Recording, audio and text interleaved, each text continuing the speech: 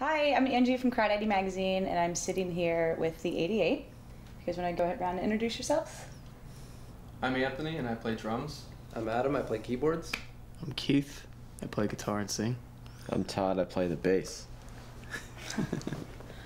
So yeah, we just did a great session with these guys. You want to talk about your new record a bit? I know it comes out officially on the 28th next week.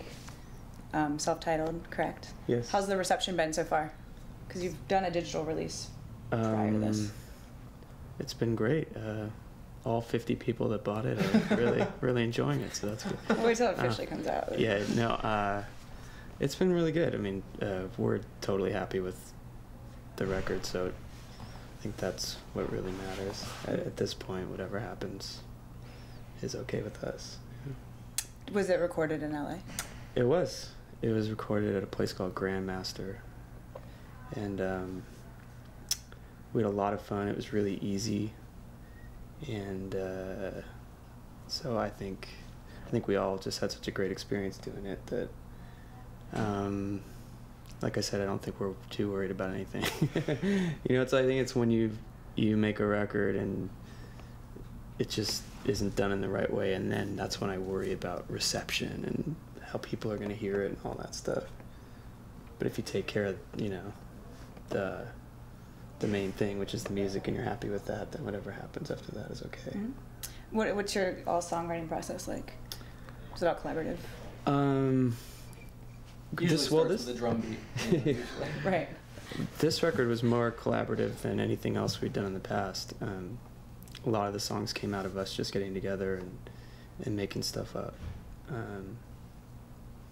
So that was, we say this in every interview about this record, but we didn't even set out to make a record, and that's what I think is special about this, is we got together just because we really love each other and love playing music together. So, and that was it. And then all of a sudden we had songs, and you know, okay, let's record them.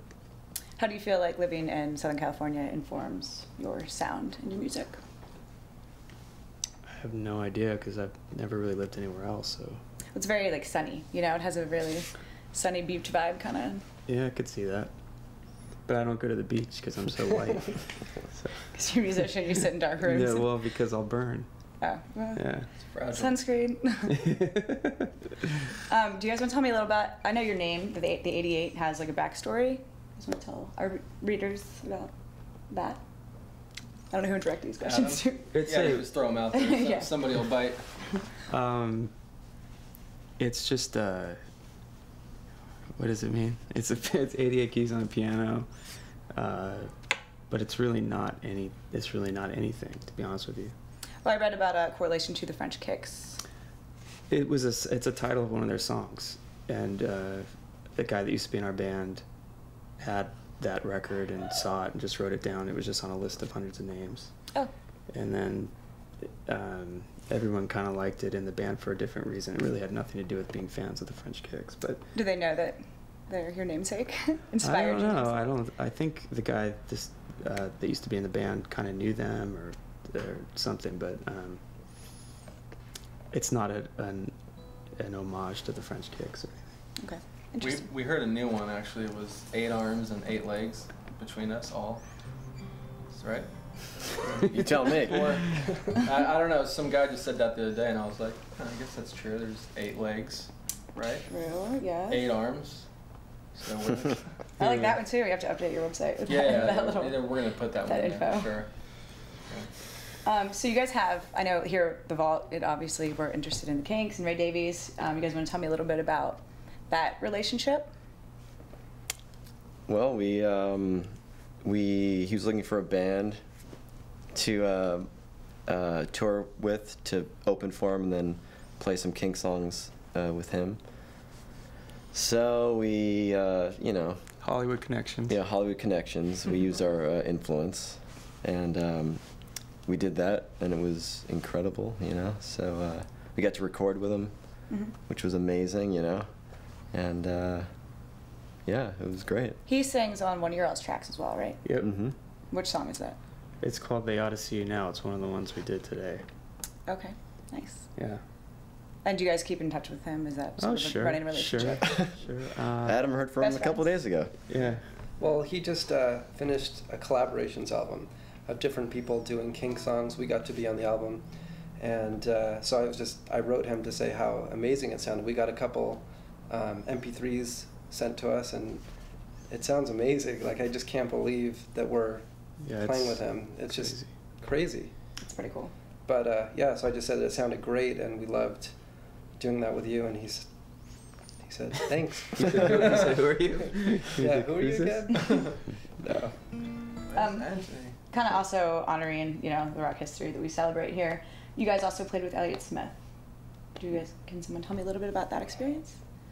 It's interesting how this stuff comes about, because really, we had a friend that massaged him and his girlfriend, and she gave him a CD one day, and he liked it and said, I want these guys to open up for me. So we got to play a show with him, and then we learned a couple of his songs, and asked him if he wanted us to play it with him. Right? Yeah, because he was doing acoustic sets at the time, and so yeah, we learned Can't Make a Sound, and played it with him at sound check, and then played it at the show as his encore. Yeah. That's really cool.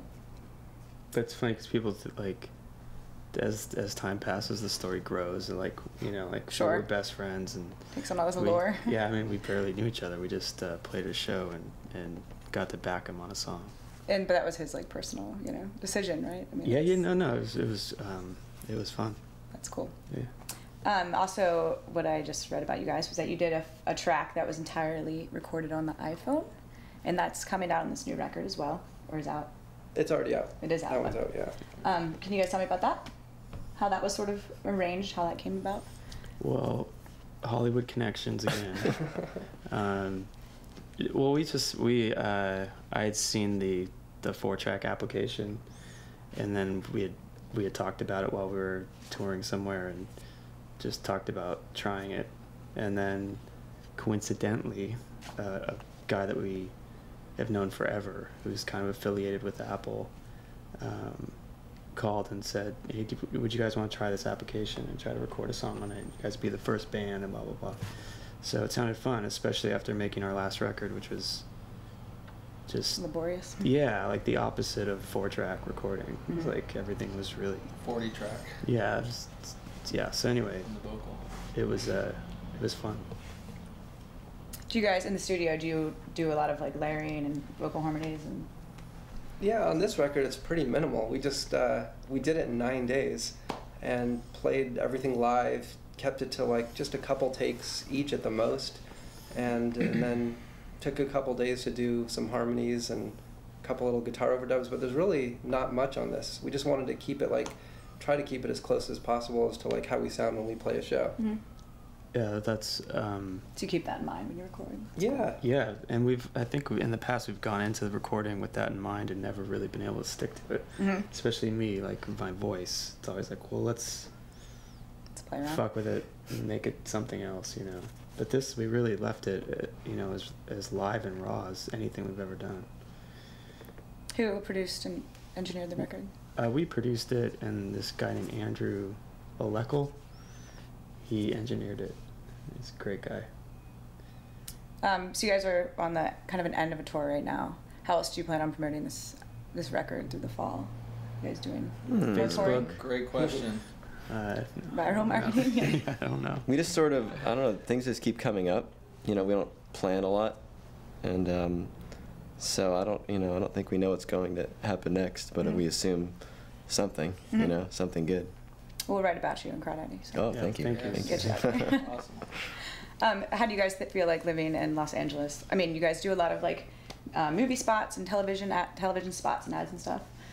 Is that sort of something that happens naturally in that climate down there, or do you make a conscious effort to put your music out in that capacity? No, I think we've been lucky in that sense, but I don't think it matters where you live. I think if you have the right song or sound or feeling that works in a particular scene or whatever, they'll use it whether you're from here or San Francisco. I don't think it matters. I think we've just been lucky in that sense of people seem to think it works for your name's out there now things. too. I think for that sort of work. It's great. Yeah, we stumbled into that. wasn't on their radar. Really? Yeah, because you guys have a just ton of never stuff on your happened. resume there. It's cool. Yeah, we didn't do, and when we got we didn't even know anything, like didn't know that world existed, that bands got stuff in TV shows and stuff. This was way back in '03. This is Way back. a long time ago. Mhm. So yeah, we just literally stumbled into it, but it's been really good. We've been lucky. It allows you to be a sustainable band. Yeah, definitely. Well, that's great. I mean, I think that's all I have, unless you guys want to add anything about the album or, anything. No. You good? Thank you so much Yeah. for having Thank us. you guys so much. Thank you. for talking to us. Great.